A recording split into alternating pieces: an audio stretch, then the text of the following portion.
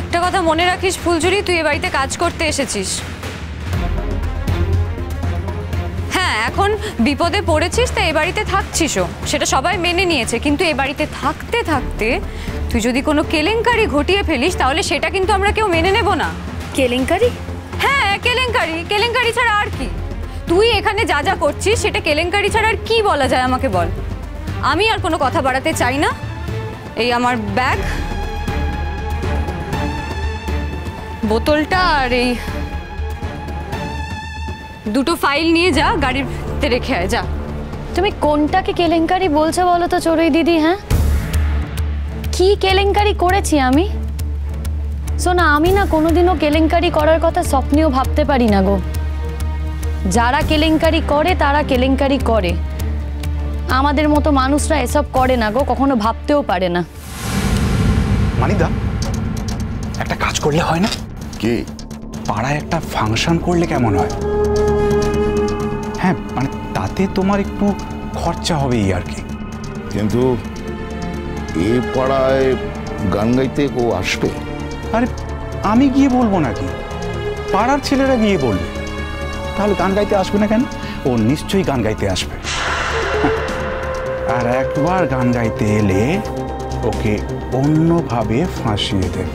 না, একটু আরেকটু ভাব, আরেকটু ভাব ভেবে একটা লোক। তবে তোর এই ভাবনাটাও খুব একটা খারাপ নয়, কিন্তু আর কিছু না হলে এভাবেই ওকে ফাঁসাতে হবে। দেখো মানিকদা, তোমার প্রেস্টিজ মানে আমাদেরও প্রেস্টিজ। তোমাকে যারা অপমান করেছে না, তাদের আমরা ছেড়ে দেব না, কখনো ছেড়ে দেব না। আর অপমান করেছে কারা? আমার শ্বশুর বাড়ির লোকেরা।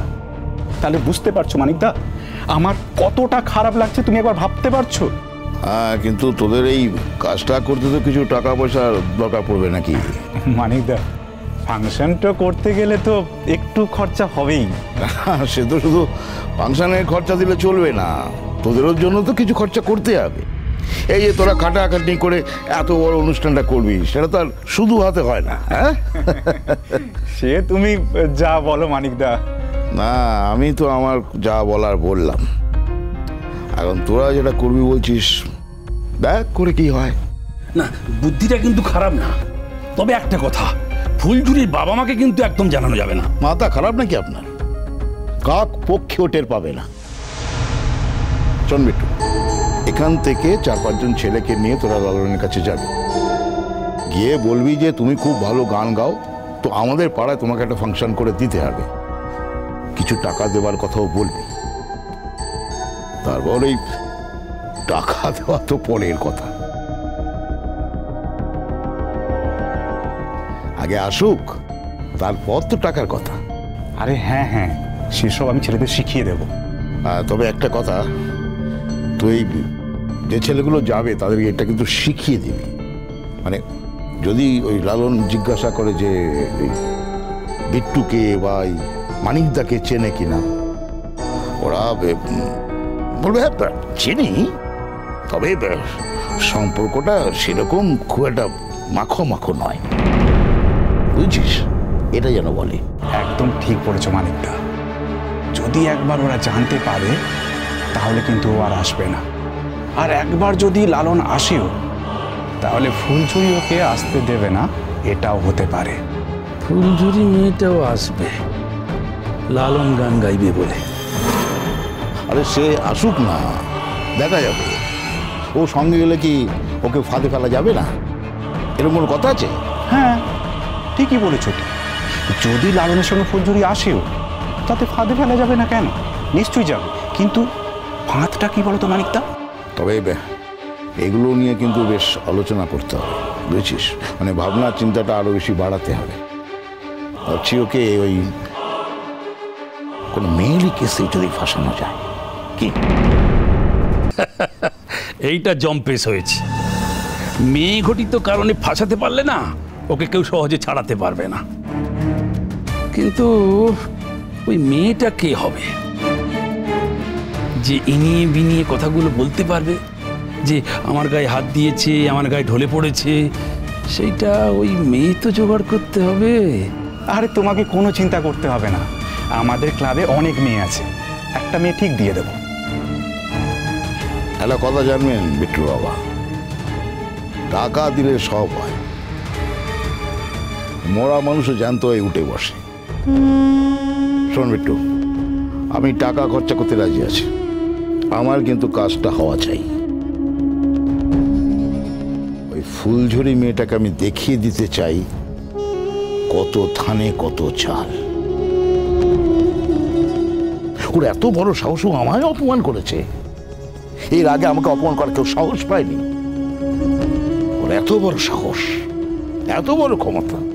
ঠিক আছে, আমিও দেখিয়ে দিতে চাই কার ক্ষমতা বেশি, ওর না আমার। প্ল্যানটা তুমি মন্দ আটনি মানিকদা, আসলে না আমরা বুঝতে পারিনি, মানে তোমার মনের মধ্যে এখনো যে ফুলঝুরিকে বিয়ে করার ইচ্ছে আছে সেটা আমরা বুঝতে পারিনি। মানে যদি আমরা বুঝতে পারতাম তাহলে আমরাও প্ল্যান করতাম মানিকদা। বেটু, মনে রাখবি আমি একটা পুরুষ মানুষ, পুরুষ মানুষ অত সহজে দমে যায় না। ওই মেয়ে আমাকে ডেকে নিয়ে গিয়ে অপমান করবে আর অন্য ছেলের সঙ্গে ঘুরে বেড়াবে, আমাকে আশীর্বাদ অব্দি টেনে নিয়ে যাবে, তারপর আমার মুখে চুনকালি বেঁকে অন্য ছেলের সঙ্গে আশ্রয় করবে, আর ওই বস্তির লোকজন আমার দিকে তাকিয়ে হাসবে না। এটা আমি কখনোই মেনে নিতে পারবো না। মানিকদা, আমরা আপনার সঙ্গে আছি, আর বিট্টু তো আছেই, আপনি এত চিন্তা করছেন কেন? ঠিক আছে ঠিক আছে বেটু, তুই তাহলে তোর বন্ধু বান্ধবকে নিয়ে আমার ওখানে একবার পরে আসিস, ঠিক আছে? সে তো আসতেই হবে মানিকদা, কি করে কি সব প্ল্যান হবে সে তো তোমাকেই করতে হবে। যেটা বলছি শোন, কোনো কাঁচা প্ল্যান কিন্তু করবি না, যেটাই করবি পাকা প্ল্যান, যাতে কাজটা করতে গিয়ে মাঝপথে কেচে না যায়। কারণ ওই মেয়ে খুব শিয়ানা, ধরনদারও বলতে পারিস, ও কোনো সংসারই মেয়ে না। যাকে বাদে যে করে হোক, আসল কথা হচ্ছে ওকে আমার ফাংশনে আনা চাই, বোঝা গেল? সে তো বটেই, টাকার লোভ দেখিয়ে হোক আর যেভাবেই হোক ওকে তো ফাংশনে আনবই। শুধু তোমার নামটা বলবো না মানিকদা। তবে এই কথাই রইল, শুভ কাজ ফেলে রাখতে নেই, শুভস্র শীঘ্রম। ওই ছেলেটাকে যেভাবে ও ফাঁসিয়ে সালিসি সবাই হাজির করতে হবে, আর মেয়েটা ঠিক ওর পিছু পিছু ওখানে এসে হাজির হবে, আর সালিসি সবাই ওই ছেলেটাকে ছাড়ানোর জন্য আকুতি মিনতি করবে, আর সেই সময় দিতে হবে আমাদের মোক্ষম চাল মানিকদা। ওই সময় আচ্ছা, তোমার কি আমাকে বোকা লোক বলে মনে হয়? ও আমাকে অপমান করবে, আমি সেটা মেনে নেব? কিছুতেই না, কিছুতেই মানব না। যেদিন থেকে আমাকে অপমান করেছে সেদিন থেকে আমি মনে মনে ভেবে রেখেছি একবার ওকে আমার গুহায় এনে ফেলব,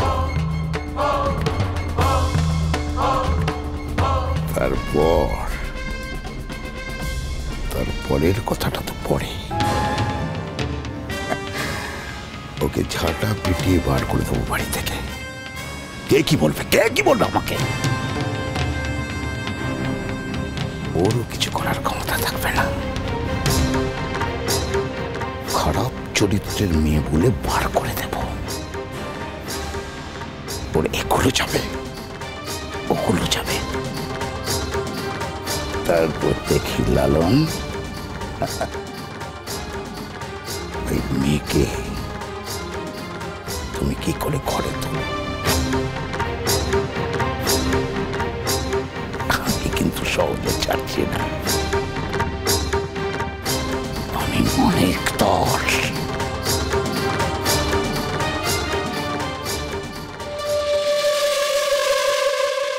আমি আর ফুলঝুরি আমরা দুজনে কিন্তু তোমার গান শুনতে যাব, ঠিক আছে? ওর নামে তো একটা কার্ড রেখেছিলাম, কার্ডটা ওকে দিয়ে দিও তো একটু। সোনা দিদি, আমি কার্ডের আশায় বসে নেই গো, আরও ঠিকই বলেছে, আমার যাওয়ার সময় হবে না।